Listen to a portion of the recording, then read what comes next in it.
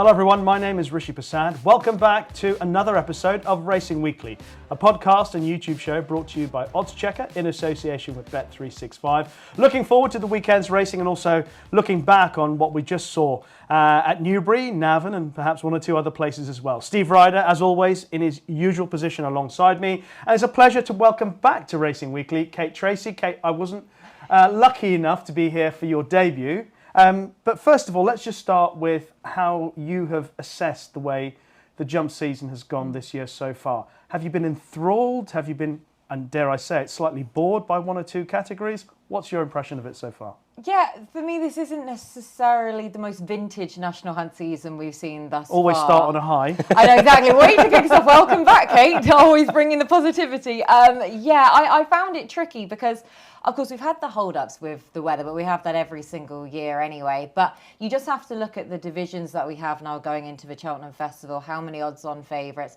How many dominated by Willie Mullins? I think he's about an even money shot at the minute to beat the British runners as well, which is quite a depressing thought in itself. So, yeah, great to start this on such a high. But I haven't been totally hooked on many of races. I found the novice hurdle division really tricky to solve both sides of the Irish Sea so far. So it's been a tricky one.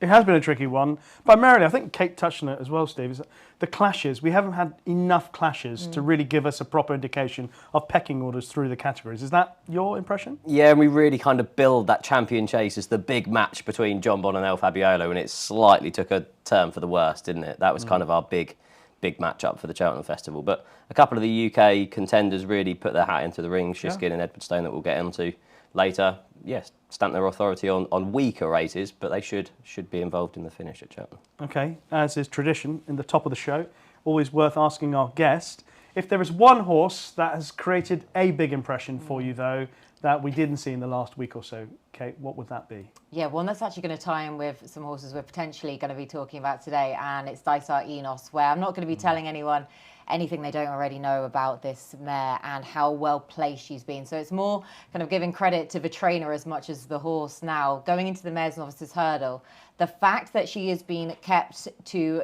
just the Class 3 and Class 4 company in her novice hurdle so far mean that she's going to escape the £5 penalty that the likes of Brighter Days Ahead, Queen's Gamble, who I put up for the race at the start of the season, and those horses. But Dysart Enos, I do think she's a class above. Not necessarily Brighter Days Ahead, but we'll get on to that. But in terms of flying the British flag, well, I think that she's right up there.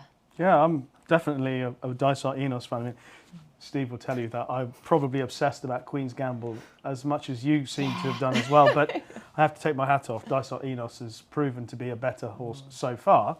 Might be a different story when they meet at Cheltenham. Might be Queen's Gamble's track. I don't know. We can talk more about that in just a moment. But hopefully there's a bit of, a bit of seriousness, a bit of positivity, also a bit of negativity, in our opening gambit for this week's episode of Racing Weekly. Well, let's find out what Steve and Kate make of this week's racing recap.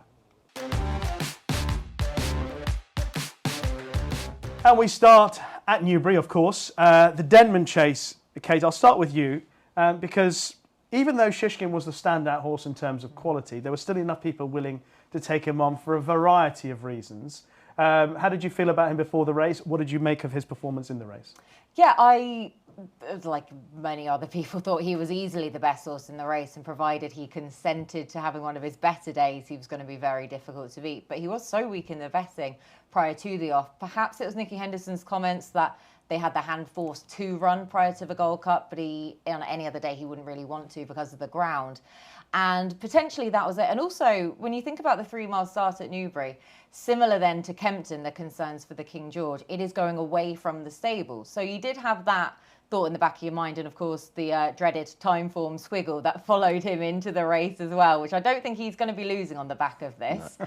But there was no issues there at all at the start, was there, for him? Because he has his own way of going about his races now. He is hard work, but you know he is all stamina. And the fact that he has now properly proven himself over this trip, where I know he had done previously at Aintree, but you always sort of take that form with a little bit of a pinch of salt. We never really got to find out at Kempton in the King George if he was going to properly see out the trip. So here, proper stamina test, and he came through with flying colours there in the testing conditions. And I don't think we've got too much reservation over his antics pre-race now going forwards. What about the stamina for the Gold Cup? Obviously, over 3 miles, absolutely fine. May well have won the King George. Was completely in control towards the end of that race, but still 2.5 furlongs to go in comparison to the distance that he ran at Newbury when it comes to the Gold Cup. In all of his races, his strongest part is the finishing of the race. If you look back at his pedigree, he's related to Valverde, who obviously pushed Big Butts close in a world hurdle. So there's loads of stamina there. I think if you look back at his performances, or this performance alone, not knowing the old Shishkin that we thought was a champion chaser, you wouldn't have any concerns about his stamina at all. I'll have got some stick kind of for this, for saying don't back Shishkin, but in fairness, at the price, he was probably quite backable. I think he was available at odds against at one stage at this, and at the time of recording last week, he was kind of a 1 to 3, 4 to 11 shot. I thought it was an odd race. I thought Protectorat was too keen in front, did a bit too much. They're now looking towards the Ryanair or saving for Aintree. I thought Hitman ran a brilliant race. I was quite keen on him on his reappearance until I heard Nichols say, oh, he's going to need this run and he's going to come on for it. But he travelled up like a huge danger and he put himself well into the Ryanair contention.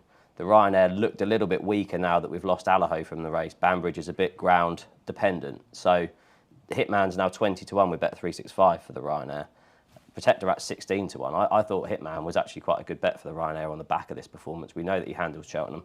Obviously finished third in the race last year behind Envoy Allen and Shishkin in it. So, yeah, I thought that was the thing to take from the race. I actually think cheek pieces would help Shishkin. I know Nicky's not going to do it because that was a contributing factor to him not racing. Yeah. But it would help his jumping. It would help Nico with how he travels through his races. Yeah, I just think... I'm not sure about the cheek pieces. You're not? Well, only because there's only one real bad blemish came with the cheek pieces on. So I'd be loath to try that again. Yeah. That'd be the only reason why. And I think if we were 2 months away and he had another run in between, you'd do it for the trial, wouldn't you? You'd put the cheek pieces on and see if it worked. Now that he's heading towards the Gold Cup, it's too big of a risk to do it on the day. What would you do? I wouldn't. I completely see that, and like say any other time, any other horse. But the fact that the only time he's properly blotted his copybook when he had the headgear fitted, and especially with the atmosphere that he's going to be getting at Cheltenham as well, and all of the other distractions that's going to be there, you don't want to be... Imagine if they put it on him and he did it again. Well, even if it wasn't the cheek piece, it was the atmosphere of Cheltenham, everyone's going to point to that and think how foolish an idea that was. Yeah. Although, could we do what you did when we were talking about you at the Dublin Racing Festival? We were talking last week, sorry Kate, we were talking last week about taking the fences and hurdles out of the race during the race. Just do that. Take the cheek pieces, let him start, and then put the cheek pieces on. Let it go, Rich. Let it go. Long arms for Nico. Quick grab, yeah, no problem. I can't let it go. Can I just ask you both about the Gold Cup picture? Because I think there's one more piece of the puzzle to go, which will be L'Homme Presse running this week at Ascot. But that aside, Galopin de Champ, Shishkin, fast or slow? How do you see it? I'm so unoriginal. It has to be Galopin. I just think when you look at the overall Gold Cup picture at the minute, and last year we had a well-run Gold Cup, the 2 previous years it was pretty steadily run.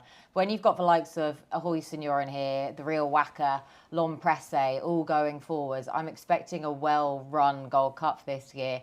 And Galopin, the way that he shot up the hill last year, no stamina fears whatsoever. His Ascot Chase success just blew me away. Not quite as good last year, but last time out. But it would have been freakish if he had matched Persable's performance again than last time out in the Irish Gold Cup. So yeah, Galopin for me will just prove the best horse to save a trip of all. He's 4 to 6 and non-runner no bet with Bet365. Nice original choice. Yep. Fast or slow 92, Iberico Lord 9s, L'Homme Presse 9s ahead of this weekend, Shishkin 9s. Hewick 14s, bold chat from Shark Hamden about his chances, Corrick Rambler 16s, along with Gentleman's Game 20 to 1, last year's runner at Brave Man's Game, and Monkfish 25 to 1, might be in the Gold Cup picture. How would you play the Gold Cup right now if you had to? I'd also back Galopin. I think it's going to be an interesting race, and there's going to be lots of people backing stuff each way against him. But the contenders like your fast or slow, the Real Whacker, I think they're going to be taken out of their comfort zone because Galopin's ridden a lot more prominently this season more than what he was previously. So actually, I think a lot of those will fall away at an earlier stage. I went back and watched the Gold Cup last night with looking at Sounds Russian for later on in the card. And there was 6, 7 in contention coming down the hill. I don't think it's going to be the same this year if Galopan is a lot more prominent. That would bring Shishkin into it. So if Shishkin can cling on to them and doesn't show some jumping frailties and get too far behind, he's probably going to be the one from towards the back of the field that's coming through late on. Okay. Let's move on and talk about the Game Spirit Chase. And I'll start with Steve on this because he's spoken about Edwardstone more than most on this show since last October. So I'll let you start here, Steve, with how you think Edwardstone has enhanced his Queen Mother Champion Chase credentials. If only they'd known how to ride him for the last couple of seasons, it'd be a lot more interesting, wouldn't it? Wow. So I've been a huge fan of Edwardstone, and I actually thought going up in trip would suit him, but I was completely wrong. Obviously, they kind of went back down in trip and changed tactics with him. I wasn't expecting it, and he absolutely loved it. He actually settled in front. The thing with him, he's often a keen racer, and in behind horses is often fighting with Tom Cannon. But he settled in front, jumped beautifully, jumped from fence to fence. He's up 4 pounds. The handicap has ridden him to 166. So he's well worthy of being third favourite for the Champion Chase. I wouldn't be in a rush to take the 8-1 that's available though, because as part of those each way bets, I want to have the chance that they are going to have that win part of it, and I just can't see him beating El Fabiano. Similar sentiments, or do you think Edwardstone can get in between El Fabiano and John Bond somehow? I feel this might be a theme for me on this show of the unoriginality, where I don't think he's going to. I mean, it was fantastic to see, and it was just a very un-Alan King ride, and I'd imagine that Tom Cannon really had his work cut out to persuade Alan King to be able to ride him that way, because I've heard at home that Edwardstone is one of their best workhorses. They haven't got anything to work with him, so he was taking a while to actually get fit because they didn't get that hard conditioning into him at home. So for him to be building with each of his races actually on the track then, and because he's got that high cruising speed, I feel that Tom Cannon in his previous races was almost having to not disappoint the horse, but was just fighting him to that extent, hence why going up in trip just did not work whatsoever, and I didn't think he was ever properly going to stay that anyway. So just a proper staying 2-mile chaser, bowling along out in front, using that jumping was great to see. But I do think you have to take this form with a pinch of salt, because Funambule Sivola, yes, this is his race, but he hasn't been in the same form this season. Potentially the Grand Annual was more his target than Amarillo Sky was coming back from his lengthy absence. We hope that he's all okay after he pulled up lame, and Boot Hill fell again when probably beaten, but I still think he's probably a horse that's earned his rating quite lofty in handicaps and is probably better right-handed anyway. So you do have to take that form with a bit of pinch of salt. The one thing I did mention to Alan King after the race was the fact I thought he looked terrific. I said maybe it was that. He said no, actually he's actually started training his horses how he used to back in the old days, which was 3 times up the hill as opposed to 2 canters up the hill. And he said he'd actually drilled his horses in general over the last 3 weeks. He'd gone on holiday, wondered what was going wrong, came back and went, right, we're going to go old school. And that's been a big factor. And obviously he's had a good weekend, Alan King. So it's possible that we could just rule out Edwardstone's early, well, maybe he's slightly below. I mean, his first couple of runs weren't too bad, but maybe he is just a better horse now and a better model. So we shall see. Obviously, El Fabiello, 4-11 favourite with Bet365 for the Champion Chase, non-runner, no bet. John Bond 130, Edwardstone 8-1, and then 14-1 or bigger the remainder. Kudos to Steve Mellish last week on the show. He tipped Iberico Lord as his nap. I must admit, if you did back Iberico Lord, there might have been a moment or two of concern in the straight because he had a bit of ground to make up on Le Dessous. Yeah, he did, didn't he? I mean, Nico's comments post-race were very funny. The fact that he said, oh, what a genius ride that was. Well, I didn't really have a choice. I couldn't really go any faster than I was going on him. He is just a soft ground, strongly run, 2-mile hurdle. Handicaps then obviously seem to good effect because of the big field he gets to run at as well. And just checked this morning with the revised handicap ratings, and he's been given £9 to a mark of 143. Surely, if what most people believed he was a graded performer coming into this, that, I mean, how can you win 2 of the biggest handicaps of the entire season and still be rated less than 145? Like, it's quite something. So, yeah, you wouldn't put it past him whatsoever going in another county hurdle. Or we were just talking before recording, if he was tempted to do the double. And we know that JP's a very sporting owner, to try and do the Moor Battle and then a Cheltenham Festival contest. So could he be lined up for that, do you think? I think possibly. I think the Moor Battle would suit him, given the way he finished off the race. You know, that's the finish at a Kelso would certainly suit a horse like Iberico Lord. But what would be the option at the festival? Just be the county, wouldn't it? I would think so. I mean, there's no point in going for a bonus if you're then going to face Constitution Hill, is there? I mean, he's just ground dependent, isn't he? He'd need soft ground because that 2 mile handicap form on better ground is just, it takes him off his feet. Yeah. We've touched on a couple of the graded races with small fields. This was a proper competitive, high class handicap hurdle that I really enjoyed. I think it's strong form as well. Good pace. Yeah. And good form in behind. Lodesser, a lot of people had given up. He was well fancied for the Greatwood Hurdle, but then he had ulcers afterwards that were treated, so you could upgrade that form. Yeah, I don't think the fact that Ocastle des Mottes was reshot at the start did many favours. A few of them had already kind of ran their race, and I think you could excuse the favourite. His run as well, under the circumstances, he finished 8th, so he wouldn't be one to give up on. Harry Cobden wasn't too happy. No, he wasn't. Ito Ditto down at the start. Yeah. And I thought I was in with a chance with Favour running a huge race at a big price for Heidi Palin, gave her a great spin. That'll put him spot on for a repeat bid. For the county hurdle, he's 33 to 1 with Bet365 for that still. And yeah, we know that he handles the hustle and bustle of a big handicap hurdle, and I think he's better on soft. So again, he's one that on the day, if it is a softer surface, then yeah, he would be a big price. Okay. Anything else out of that race? Are you happy to move on from that? Look Away, I thought, was getting a bit warm in the paddock beforehand and just didn't run his race. He's much better than that. I thought Doddy the Great ran well, stayed on well at the finish, so a step up in trip. He's only been campaigned over 2 miles, obviously a fragile horse, had a long time off. I thought the way that he stayed on at the finish from an uncompromising position would be possibly something like the Coral Cup might be up his street. Joe Dante's run another very good race in defeat this season. Yeah, yet another one then for him. No, he is. He's sort of your kind of yardstick in these types of races now, isn't he? But yeah, for all that, it probably wasn't the Betfair Hurdle class-wise that we had associated with some previous renewals. You just saw that from the ratings itself. I mean, it was just great to see pretty much a full field. I know we did have those nons, of course, Brentford Hope with his foot infection. Then we had the few Henderson horses and the Ben Pooling horse because of the ground. But apart from that, it was just great to see a proper competitive heat of it, for all that it may not have been the class level that we associated with it usually. Yeah, very true. It used to be a very good guide to the Champion Hurdle. Back in the day, not quite that level. But still, I think the winner, look forward to seeing how he continues to progress. But as Steve rightly points out, the ground is key. The softer the ground, the better for Iberico Lord. Let's move on and talk about what we saw in Ireland on the weekend. The Boyne Hurdle, so often a guide to a number of races. Hiddenvalley Lake beat Beacon Edge. A few disappointments in behind, primarily Blazing Cal, but he was pulled up with a fibrillating heart.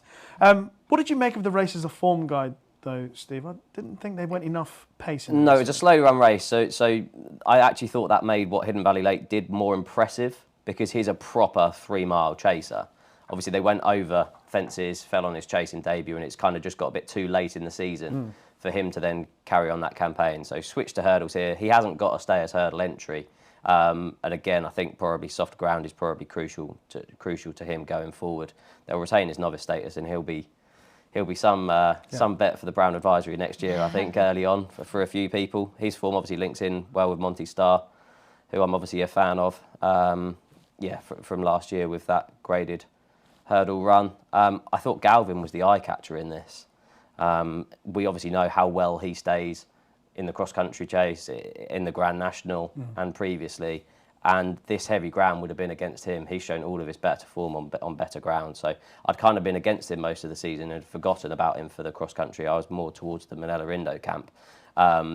But yeah, this was a much better performance for him. He's now into 4 to 1 with Bet365 for the cross-country at the Cheltenham Festival, and he's thrown his hat back into the ring. I was a little bit disappointed with Delta Work in terms of that. I know he finished lame last time, but I'd have liked to see a bit more from him and Cider Burley as well. I know it will have been a prep run and he'd have come on for the run, but I'd have liked to have seen more if you think of backing him for the Stayers Hurdle. Yeah, definitely echo those sentiments about Cider Burley, who didn't really show enough, but we do know that you can still hopefully wish for better when it comes to the springtime because that's his time of the year. Who were the horses that you took out? What did you make of Hiddenvalley Lake? I mean, this was always going to be a bit of a misleading race. It generally is really this, isn't it? So I feel that Hiddenvalley Lake, he was almost your 3-1 favourite by default because, of course, Blazing Carl was having his first start since March. Then he's very fragile, as we know, and it was a shame to see him pulling up with that defibrillating heart issue. Side of like I say, he was always going to be ridden out back, detach himself, and never really feature because that's just him. And then Delta Work Galvin using it prior to the cross country. Beacon Edge, he's the solid one, won it in 2021, and then Da Capo Glory had to prove himself up to graded company as well. So Hiddenvalley Lake, as I say, was sort of favourite by default then. But it was obviously good to see him back after that chasing debut full all the same. And his no-show in the Albert Bartlett last year. But he is a horse of ability, as we know. So I wonder if Connections, because he's not actually in the Stayers Hurdle, isn't he? So if they would be tempted now to supplement him, given the old brigade. I mean, the turnover, we've said it how many seasons in a row now, but the turnover from the old brigade in the Stayers Hurdle division, it's got to tick over at some point. Yes. What do you, if you were to have a tickle in the Stayers Hurdle, and let's just get the prices up for the moment. So Irish Point, non-runner, no bet, Stayers Hurdle, Bet365, 11-4. Teahupoo, 11-4. Crambo, 13-2. So a couple of new names on the scene. So Gerhard, Willie Mullins has mentioned... I cannot have that horse in a Stayers Hurdle. Brutal. That is brutal. He's got a good record at Cheltenham. So Gerhard, 7-1. Noble Yates, the Grand National winner who won last time out over hurdles, 8-1. Flooring Porter. National Hunt Chase mentioned for him, is that right? It is mentioned for him. I think they're going to have a rethink because the National Hunt Chase looks quite a strong race now. Yeah. And the Stayers Hurdle is an open contest. So yeah, it wouldn't surprise me if Connections decide to go back to the Stayers Hurdle. And just to mention a couple of other prices, Paisley's at 12-1, Side of Burley, 20s. Right. Who would like to start on who's going to win the Stayers Hurdle? And what's the bet in the Stayers Hurdle right now? I like Crambo. I put him up last time. I thought that Ascot run was 32, good. yeah. He's the progressive type that's coming forward. Yeah. What price was Cranbrough again there, did you say? 13-2, non-runner, no bet. 13-2, that is a decent price, isn't it, for the I young think horse? so. I think he's a young horse that's up to it, but I put up Irish Point at the start of the season, so it's the only issue of ante-post plays is that you almost feel tied to them to an extent. But I was slightly concerned. Gordon Elliott did throw a potential curveball during the week about Irish Point where he might be tempted to put him into the champion hurdle, and I thought, please don't. My ante-post slips aside. I think he's such a talented horse. Again, one of the young pretenders, proven up the trip, and just a really likeable type. Okay, yeah, I'm on the side of Crambo as well. I'm hoping that it could be a very good Cheltenham Festival for the Fergal O'Brien team. A couple of names already mentioned.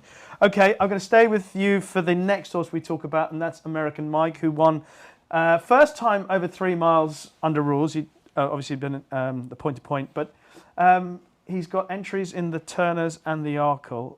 But I thought it was Stamina that won the day. What did you think? Yeah, I find it really weird that he's got the entries over the 2 miles and the 2.5 and not the 3 miles when he's every bit a stayer to me. So, yeah, really kind of strange that. He's a horse that I've always, not to sound too patronised, I've always felt a little bit sorry for because I remember I saw him in the flesh for the first time back at the 2022 Cheltenham Festival prior to the Champion Bumper, and he was a frame of an animal. There was nothing to him whatsoever. And I remember thinking at the time, God, how is this horse going to get on in a champion bumper now in really testing conditions? And he ran an absolute blinder. But I mean, this is going to sound the most horrific after timing ever. But I did think to myself, I wouldn't be surprised if he had a lesser season going novice hurdling the next campaign, because he's one of those horses, and anyone who's worked with horses will know this. You've got these certain types that are just these weak frames of horses, and no matter what you do, no matter how much you feed them, no matter how little the training you do with them, they just can fall apart underneath you. And that's why I think when he won his maiden hurdle first time up, you thought, well, he's probably got that extra bit of conditioning from the summer there. I wouldn't be surprised if it doesn't sustain, and it didn't. And again, then this season, when he won first time up over fences, you thought, okay, is he going to sustain it throughout the season? He didn't then on his next start, so it was great to see him coming back last time out. And I know that Navan, it's deceptively stiff, that track. I've never actually walked it or been there, but asking a few people post-race, sort of saying, well, how on earth is he going to cope with the stamina test of the hill of Cheltenham?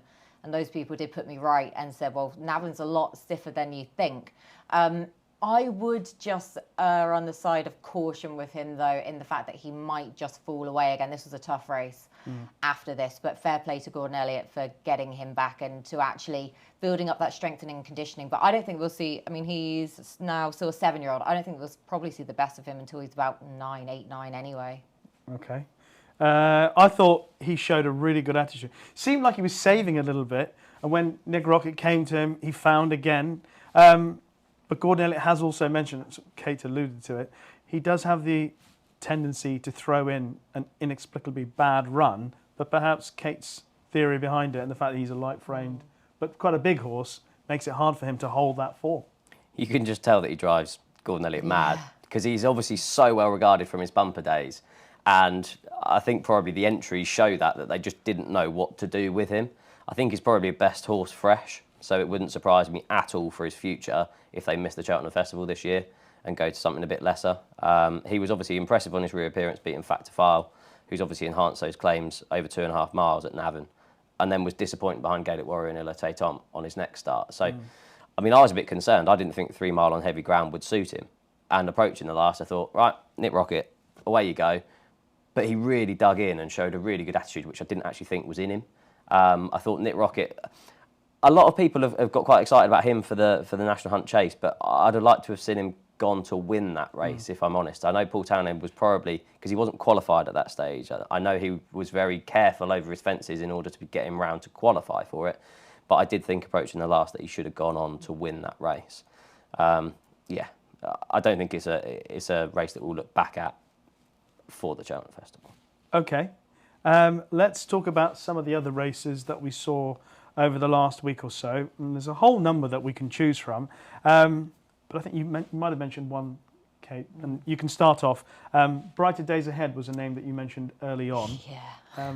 If you'd like to start with that and anything else that you certainly caught your eye over the last week. Yeah, like I say, to start with Dysart Enos, I mean, I wasn't sitting there too comfortably watching Brighter Days Ahead. That was really impressive, wasn't it? Goodness me. And her jumping was so much better than it had previously been as well. And she settled better also, where she did have that tendency to be keen, and her jumping first time up really wasn't great at all. But of course, she is going to have to carry that £5 penalty now that she's won a Class 1 weight for age contest, unlike Dysart Enos.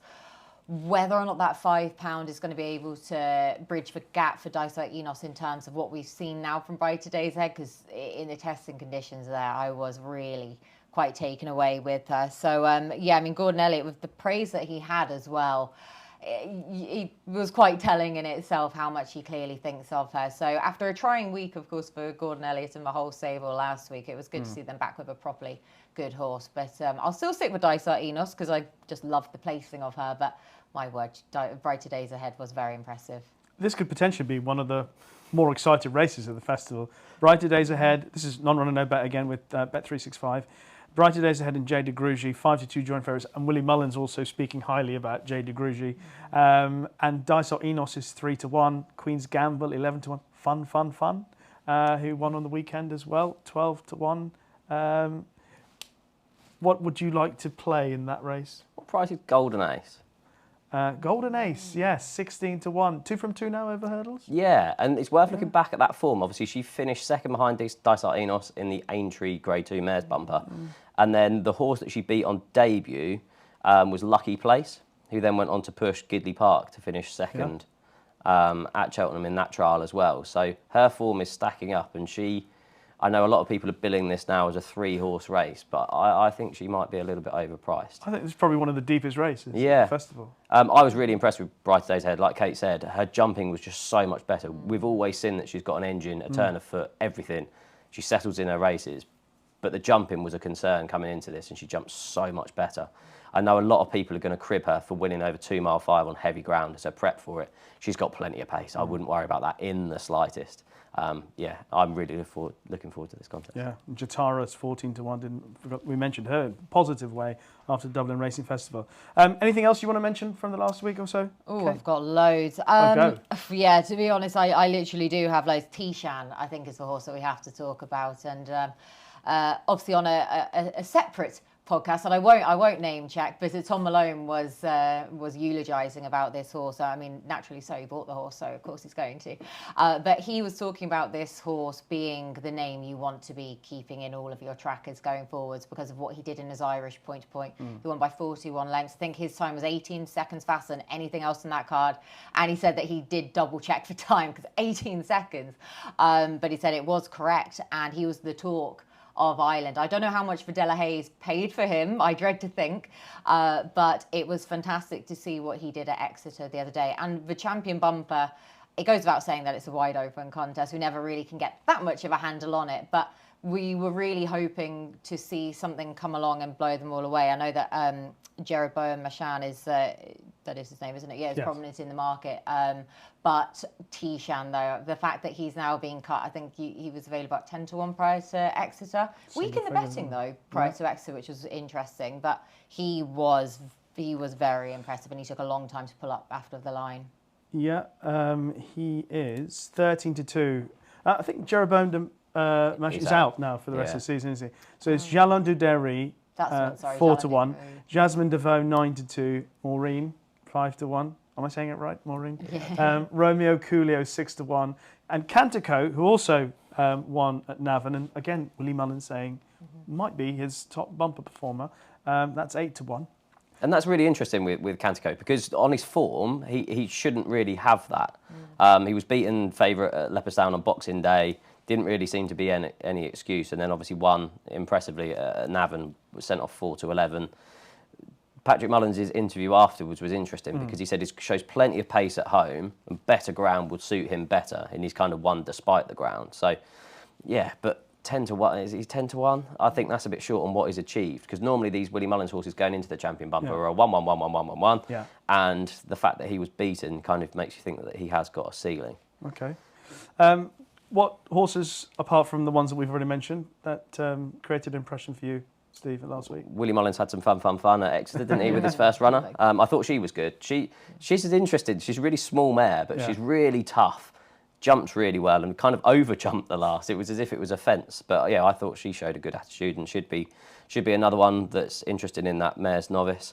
I just thought Derek O'Connor gave the best ride on It's On the Line in that Hunter's Chase. It was a mad race to watch, but he was kind of kidding and cajoling It's On the Line along for 3 miles and repelled a late challenge from Billoway. It just kind of shows that horses can pick up when they're joined late on because he looked out on his feet and then picked up late on. 3 to 1 does seem a bit skinny after that as a prep for the Hunters, though. It's not a race that I particularly get involved in. I thought Allegory de Vassy was a lot better in the Opera Hat over in Ireland. She's now 3 to 1 second favourite for the Mare's Chase behind her stablemate Dino Blue. She jumps a bit right-handed, which is always a bit of a concern at Cheltenham. But she travelled a lot better. She'd kind of been a bit disappointing so far this season. I think Willie Mullins had changed a few things with her training ahead of that. A couple more making headway I thought was quite impressive in the opening novice hurdle. Thought they let him have an easy lead, didn't they? Yeah, gifted an easy lead over 2 miles. I think stepping up in trip would probably suit him. With connections, you'd imagine the Martin Pipe. Obviously, they won it with Iroko last year. That might be his next bit. And then just lastly, the one that really impressed me was Carroll's Pass. Winning that Mare's Chase, beating Melina Girl by 7.5 lengths. Like, to do that as a novice was an unbelievable performance. She was rated £20 inferior to a few of her rivals, including Gala de Marseille. Like, it was a serious performance. That was her first start over 3 miles as well. So she's unexposed at the trip. And yeah, she could be a lovely connection. Yeah, and if you take out Melina Girl's last run at Warwick, which clearly wasn't her run, and look at her form prior to that at Cheltenham, it's pretty smart for that level. It's a good effort from Carroll's Pass. Anything else from the last week, Kate? Yeah, just to touch on those, let's say we're looking to the Mares division then. I mean, I'm a big flag bearer for the Mares divisions of all of them. I know it's the unpopular opinion for lots of those, but the Mares Chase I really enjoy. I just wonder if Carroll's Pass, her in isolation, totally agree, where she was very impressive in herself. But you look at Pink Legend, just looked as though she had lost all her confidence from her previous fall. Gallia Delato, she looked as though she had felt the effects from her previous race, which might then have further implications to the form as we're looking forward to this weekend as well. So again, form I wasn't overly wanting to trust of those in behind. Allegory de Vassi, it was great to see her back. Her jumping is still always going to be a little bit of a crux for her, but at least she's proven over the trip, unlike Dino Blue, looking ahead to the Mare's Chase. And I mean, anyone who knows me knows that Dino Blue's the apple of my eye. But I am ever so slightly concerned about her up and trip. She is a proper 2-miler, for all that she settles so much better now. But Allegory de Vassi's given us plenty to talk about for the race. Yeah, added a little bit more interest to the Mare's Chase. Okay, I think that brings to a close this week's edition of Racing Recap. Before we get into our weekend preview, just to let you know that our sponsor Bet365 have an ITV Racing price promise. They'll not be beaten on price on any horse for all UK and Irish races shown live on ITV Racing. Full T's and C's can be found on the website. Now, by the time that you are watching this episode, tickets will be on sale for our live Cheltenham preview. It's taking place at the King George pub in Chiswick on the 6th of March. Steve and I will be joined by Gavin Lynch, Willie Twiston-Davies and Pat Cooney from Bet365. Tickets are £15 and it will include a pie. I can vouch for the pie being very good. I'm hoping to get a pie and a half at least. And a pint. And I'm sure, obviously, they'll be in high demand, so make sure to get yours early. That's the King George pub in Chiswick on the 6th of March for our live Cheltenham Festival preview. Okay, now to what we've got coming up this weekend. And Ascot on Saturday sees the last throw of the dice for a Gold Cup contender. But L'Homme Presse stands out on his rating, up against Pic D'Orhy, Ahoy Senor, Fakir, and Sailaway. Now, it's slightly, if I'm right in saying, there is still one more or potential for supplements on Wednesday morning. So that might throw something into the mix. I'm not sure what could be supplemented for the race. But if we look at the 5 entries so far that we've got for it, Kate, does it look straightforward for L'Homme Presse? I think so, yeah. I mean, I sided with Pic D'Orhy last time out, and I thought he ran a solid race. If he had only jumped the last that bit better, he might have been overhauling Banbridge. Maybe that's a little bit of bias, the fact I was with him. But for me, yeah, L'Homme Presse. I think that the market, the traders have got this priced up pretty spot on. For L'Homme Presse to return last time out, to be rusty early, but yet to still beat Protectorat over a trip too short for him, over 2 miles 6. Far more in Protectorat's remit, that is, for that trip as well, as we've just been talking about Protectorat potentially being a horse to blow the Ryanair chase open with then. The fact that that spoke volumes for L'Homme Presse. And again, he's facing 2 mile 5 here, but I don't have any sort of concerns over this trip for him. And hopefully he will just be a little bit sharper than he was early doors last time out as well, back at the course and distance he's won at. I guess the concern for this is, all being well, he flies through this test. He goes and wins this in the manner we're expecting. Then for the Gold Cup, we know that this race is not fantastic throwing ahead to the Gold Cup. I mean, we don't get too many horses that try and do this race to the Gold Cup. We had Shishkin, who won it last year, went on to finish second in the Ryanair with his lazy race. Fakir won it the year before skipping Cheltenham, going to Aintree. Dashel Drasher didn't run again that season. Riders on the Storm won it before falling in the Ryanair. Surname won it before, then not running again that season. So looking ahead to the Gold Cup, not the greatest prep nowadays. It might have been bygone, but not really nowadays. But I still think L'Homme Presse will win and win well. Even Corto Star won it and got beaten in the Gold Cup. Yeah, didn't he? Yeah. Exactly. I do have a slight concern. You know, I am a big L'Homme Presse fan, but I do have one slight concern in that his last 3 runs going right-handed have all resulted in him jumping left. When he fell in the King George, or unseated in the King George, he jumped left, which I think contributed to him not producing his absolute best on that day when he was beaten by Brave Ants Game. When he won the Scilly Isles, and albeit impressively, he jumped left. And in the win at Ascot, where he bolted up in that graduation chase, he also jumped left. Now, he could be too good and jump left and get away with it.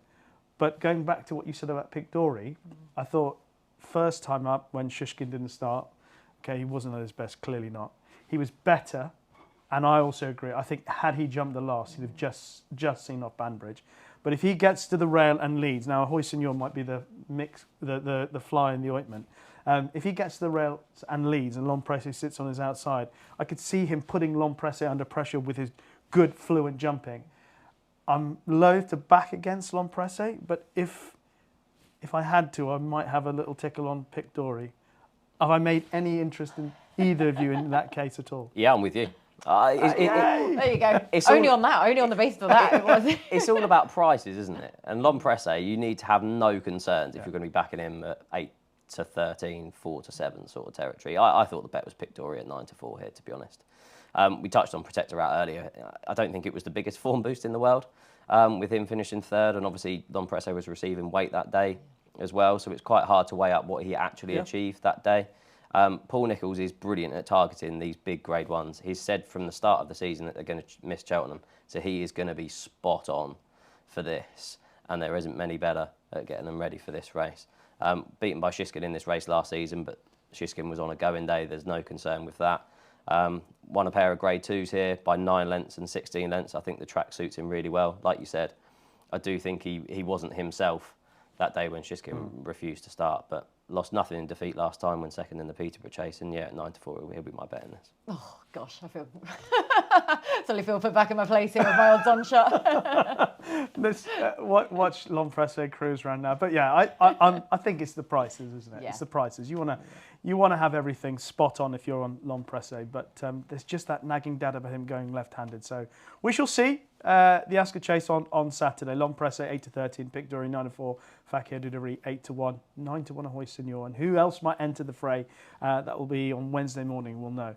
The Kingwell Hurdle due to take place on Saturday at Wincanton. There are 7 entries. Obviously, former winner Goshen's in there, but Rubaud, assuming he bounces back to the sort of form that we expect from him on a flatter track, is a standout. Yeah, and there's a few with multiple entries in this. It's a bit kind of the betting's not particularly exciting for it at the minute. He was entitled to go to that race at Cheltenham, but Rubaud is a better horse going right-handed on a flat track. I just think he wins this. I think he's around just a shades of odds on. So yeah, I thought that was fair for Rubaud. Straightforward. Yeah, I hope so as well. I mean, this race is just, yeah, it's a bit mad really, isn't it, though? When, of course, I looked at this race before I had any sort of prices, and naturally my first inclination, as soon as I see Goshen, is saying, can I possibly make a case for him? It's sort of this toxic trait I have, because I sided with him in the Cesarewitch. And then I also sided, I wanted to give it, oh, thank you, that, at least I wasn't alone. And then I tried to make the case for him in the Fighting Fifth, even before the Nons in that as well, and I've learned my lesson. I didn't side with him last time out, and I actually had someone connected to the yard write to me and said, oh, you're abandoning him the one time with the one race he's actually being aimed for. So the fact that he was said to have been aimed for that and he ran so abysmally again, I just don't think he's in love with the game anymore. I hate to say it because I adore the horse, but the head carriage, the way that he goes through his races now, he just doesn't look the force of old at all. So I can't bring myself to make any sort of case for him, even at that price, at the course and distance that suits him. So yeah, Rubaud, I said about him prior to last time out, I don't think he really is a 149 horse quite. I think he's just been so well placed to have achieved that rating. But that's why a few people were making the case for him in the international hurdle, but I couldn't really have him on that alone, the fact that I didn't think he was up to it. But you look at the horses he's been facing, he doesn't have any of those types here. So, yeah, yes, he was kicked into touch by Lossiemouth, but between L'Homme First Street and Rubaud last time out, there was not that much to separate them, and none of those horses are rocking up here. So, yeah, 1 from 1 over the track and trip. I thought he was a good bet. Yeah, I thought it was one of the more straightforward ones. A flat track, a speedy test. Over 2 miles, and that suits Rubaud down to the ground. The Rendlesham Hurdle, though, has a bit more intrigue to it. As things stand, Bet365 have Botox has as the 9 to 4 favourite, Butch 11 to 4, Red Risk 130, Namin Lion, who's got a few entries over the weekend, 9 to 2. Sounds Russian. Someone might have mentioned that name a little bit earlier on in the show. 5 to 1, Lamilos 8 to 1, and then 14 to 1. Bar those. As we already know what somebody else is sort of thinking, Kate, I'll let you have first crack at the Rendlesham. Botox has the favourite. Yeah, I like him for this. I really do. I mean, yeah, Namin Lion's fascinating. He is in the aforementioned Kingwell Hurdle as well as the Rendlesham. So very much mixing up the trips then of what he's actually going to end up over. But this race is pretty tricky to weigh up because, of course, we've got a whole load of horses here with further additional targets down the line rather than Botox has. We know that this is his remit right here. So yeah, I mean, sort of I went through them and I was trying to take him on, trying to make a case for the likes of Butch in here, but he of course needs to progress again out of handicap company, but he could well do that, but he's still got to go some to match Botox has. Itchy feet, I mean, God knows what to ever expect from Itchy Feet from one run to the next. But he qualified for the Patemps, so perhaps this is a prep going into the Patemps. So yeah, it has to be Botox has, who, again, similar to the case I was just saying about Rubaud, he's not facing any of the horses that he has been facing, the likes of Noble Yates, Paisley Park, Dashel, Drasher, Champ, Crambo. And he hasn't been beaten out of sight by those. So this just looks a good opportunity for him to take. And again, I thought that price was probably pretty fair. Okay. Will there be disagreement from the gentleman on my left? I'm anticipating. No, I went round and round in circles and tried to find all the other contenders, because I thought Botox Hass, originally when I looked at it, looked a little bit of a favourite that I'd want to take on. But then looking at the others, I wasn't enamoured with them. Sounds Russian was running an unbelievable race when brought down 6 out in the Gold Cup, but we haven't seen him since. This is blatantly going to be a prep, and I thought 5-1 was fairly skinny on that. The improver is Butch, and I wanted to be with him because I was impressed with that run, but the form just hasn't worked out. The second, My Bobby Dazzler, and third, Ed Keeper, have both been stuffed since, not even close. So that would be a concern for any fans of Butch. Yeah, I thought Botox Hass was the solid one. It's going to be interesting what they do with headgear, because he didn't wear any for his reappearance, and then wore cheek pieces when 6th at Ascot. Then was in a first-time visor in the Cleve. Now, I don't think that Cleve run was helped. He made a mistake 3 out, which I think kind of knocked the stuffing out of him a bit. But, yeah, it wouldn't surprise me if they took the headgear off and went back to how he ran so well on his reappearance. So, yeah, I thought 5-2 was fairly solid for him. Okay. I thought maybe played, no, it sounds ridiculous, but the exacta, Botox has and Red Wrist, to repeat what they did the form at Wetherby. Because Red Wrist, if you remember, he came there travelling really nicely, and I didn't think there'd be that much between them again, obviously. I think Botox has probably will come out on top, but interesting. Let's talk about the Grand National Trial. A few horses you can make a case for, but My Silver Lining, just going back to what she did at Warwick, and James Best's been on a great run. Obviously Nickelback and My Silver Lining amongst others. The way she raced and jumped, it was enough for me to think that where she is in the handicap, she can take advantage of it again, because I think she's got more progression and she'll get the others at it, I think. Yeah, I'd be with Ironbridge. There's loads towards the top of the market in this. I think Credo, Ironbridge, My Silver Lining, we're all kind of battling out for favouritism in this. And I can see the case for Ironbridge. He ran well to finish second behind Autonomous Cloud on his final start last season at Uttoxeter on soft ground over 3 miles. So it was absolutely no surprise to see him struggle over 2.5 on better ground on his reappearance. So you can write that off. Bounce back to finish, albeit a distant second in the Welsh National. But I thought he proved that he kind of stayed that marathon trip that day. It's not often you finish second in a Welsh National and get dropped. He's dropped 2 pounds for that effort, down to a mark of 140. I thought that was quite generous, and we know that he'll handle these conditions. So, yeah, I thought it was a tough betting heat, but Ironbridge would be slightly one that I'd go for. 5-1 co-favourites of 3. Yeah. Credo, Ironbridge, My Silver Lining. Famous Bridge 6-1. I Will Do It, who's at the top there, 7-1. How do you see it, Kate? Yeah, I was looking at I Will Do It, just having to lug around that weight in those conditions is going to ask a whole other question of him. Yeah, finally, I get to take on those at the head of the market. I might actually get invited back again because I'm finally saying something different. But yeah, My Silver Lining, I love her. I mean, it was great for James Best, wasn't it? And all of the celebrations post-race for his mother-in-law as well, who owns the mare. But that form, we spoke about it earlier on in line with Gallia de la Toe. 35-day turnaround then. It's about the right kind of turnaround to get that freshen up in, but I am just slightly concerned. It was a proper hardy finish then to the line there between those two. So whether or not that's going to take the toll on My Silver Lining, and at that current price, I thought she was potentially worth taking on. So I'm siding with a horse who actually ran in the same race and is also getting a 35-day turnaround. So a little bit of hypocrisy here. But the horse that finished third and was not involved in that proper ding-dong battle to the line, so just out of the fire then on that basis was Guetapan Collonge, who I sided with in the Classic Chase last time out.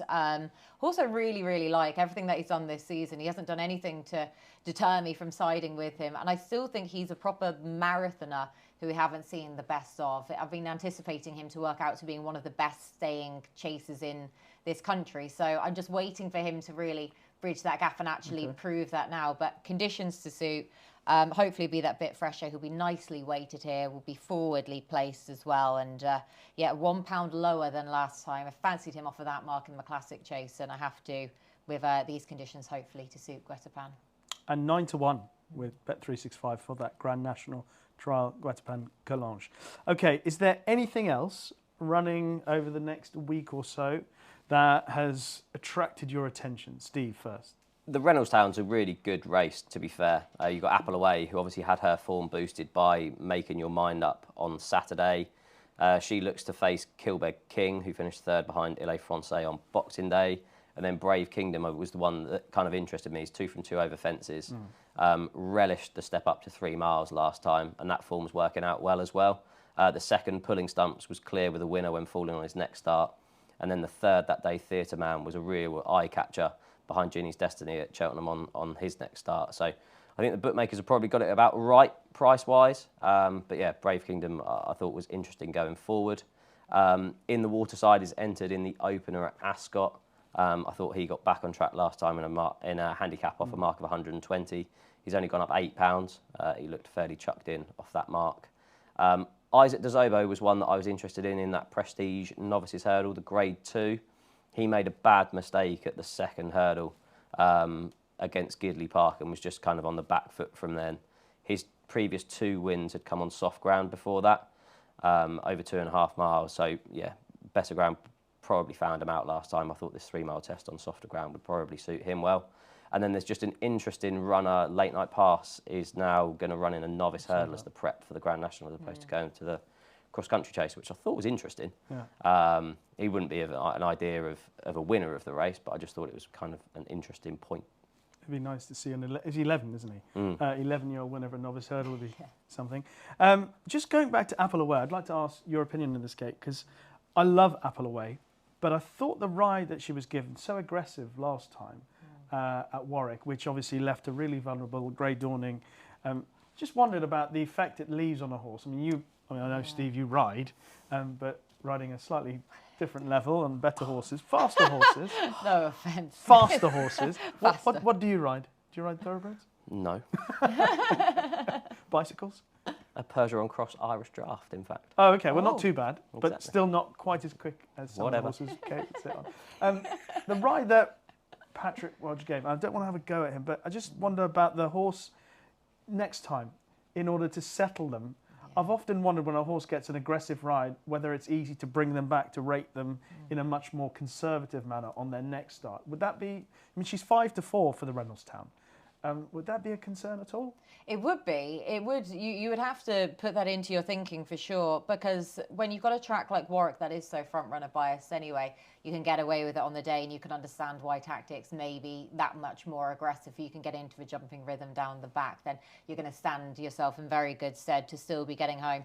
Ascot, a whole different ball game completely. The stiff climb, basically all the way to home, is quite something. So yeah, very, very different track. I think she is quite adaptable though. I don't think she's, like a Nickelback basically, where she will completely have that in her mind now. But any horse, once you ride them a certain way, their memories are phenomenal, and they do remember exactly how they were ridden last time out, and it can be a bit of a challenge then to bring them back. But to be honest with you, I thought she would be very difficult to beat, and odds against them for her I think is pretty fair, when she's not even the top rated in it. That is actually Kilbeg King, who was given the rise for his run behind Ile Francais last time out, and I sort of was using him as a bit of a stick to take on the very sadly ill-fated Zelen on his most recent outing as well then. But the fact that he was then given a £7 rise on the back of that, for me, that wasn't the way that he would be going in terms of the ratings.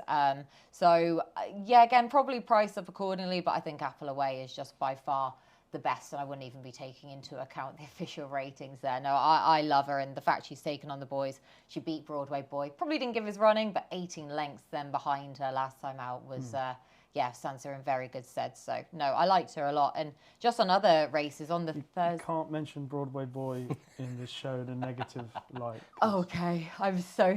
well, it was wasn't negative. Positive light. It was a way of boosting Apple exactly. away. Okay. It was a way of boosting Apple away up, actually. So there you go. Pull that one back.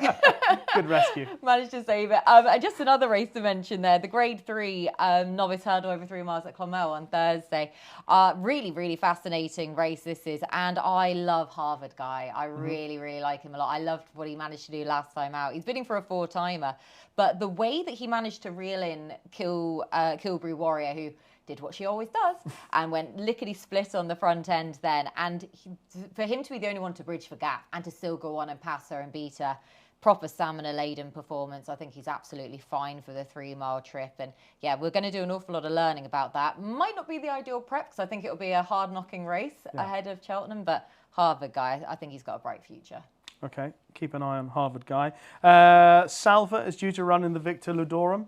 A Haydock, still in the Triumph, possible for Gary Moore.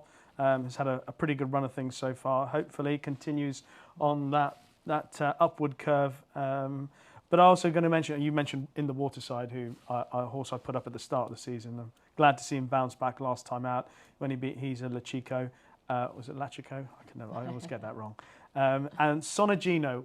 If Sonagino runs in the handicap at Ascot, I think there are 2 horses higher rated than Sonagino. Not too bothered about them, but I would be happy actually if Sonagino ran off a big weight, giving weight away, because I think the others in the race he will outclass them. I prefer a horse he travels so well. I think he's probably got a little bit more in hand. So if he runs in the handicap, if he runs in anything else, I'm against him. But if he runs in the handicap, Sonagino, and obviously still hoping that In the Waterside continues to get better and better. So I think that's it. Okay, good preview. Hopefully a few winners there along the way. Now, before we get into our best bets of the weekend, just to let you know of a free-to-play 6 horses challenge. It's available every weekend with prize pools available for 5 and 4 correct predictions, as well as a jackpot for all 6. T's and C's apply. So we come to our best bet of the weekend. Kate is our guest, so she goes first. Kate, what's your best bet of the weekend? Unoriginal selection, but if I can get even money about Rubaud, I think that's a very good price for a horse that is 1 from 1 over this course and distance. Of course, going to the Kingwell Hurdle. I don't see any of the others just being able to challenge him in terms of the form that they've shown this season. He's been so well placed. He's been knocking heads with the correct horses in the division. So Rubaud to take advantage of a lesser field in the Kingwell. Okay, Rubaud to beat up on weak opposition, basically. I like it. Nicely put. All right. Steve, what's your best bet of the weekend? I'm going to take a chance on Victorino in the Ascot in the Swinley Chase, the 3 o'clock. He ran below form at Cheltenham last time, but was previously 2 from 2 over this course and distance.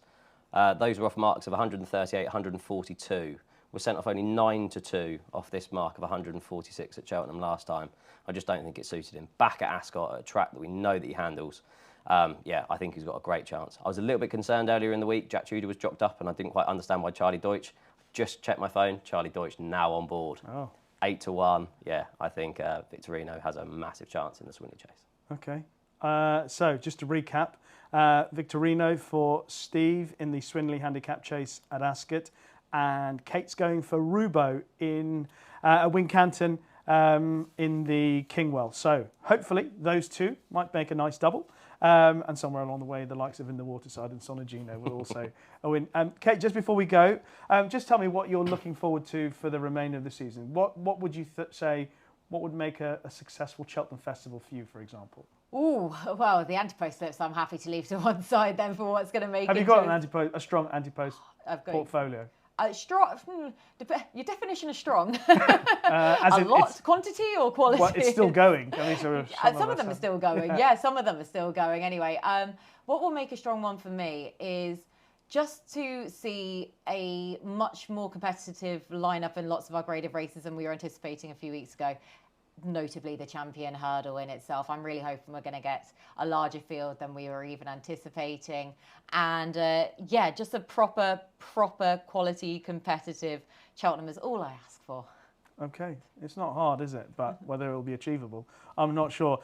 Steve, thank you very much. Any interesting plans this week? No, not for this weekend. No. Nothing. I had a charity ball on Saturday. Where was that? Just near Bury. Yeah, I didn't fail too fresh on Sunday. That's 2 weeks in a row now. I know. Steve. That's why it's going to be a quiet weekend. That's 2 weeks in a row. The Dublin Racing Festival still left its mark on it. Did you finish up earlier than normal? I did. Yeah. Okay.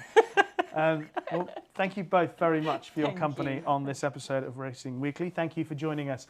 Don't forget, if you like what you've heard or seen on this podcast, or indeed any of our previous episodes, then leave us a kind review. I think I've got a troll now on YouTube, so I'm enjoying it. Every week he says something negative, but hopefully this week he'll come up with something original for once, whoever you are. Next week, we're going to be joined by Ken Pitterson to look ahead to the Ascot Chase at Newcastle, amongst other races. But that's it, Kate. It's been a real joy having you on the show today. Thank you very much. Hopefully you'll be back again in the future. Oh, hopefully so. Anyway, no, thank you so much for having me, and in the new flashy studio as well. So yeah, this has been a lot of fun. Thanks, guys. It has been a lot of fun. Steve, thank you very much. And thank you once again for joining us on Racing Weekly. Until next time, bye-bye.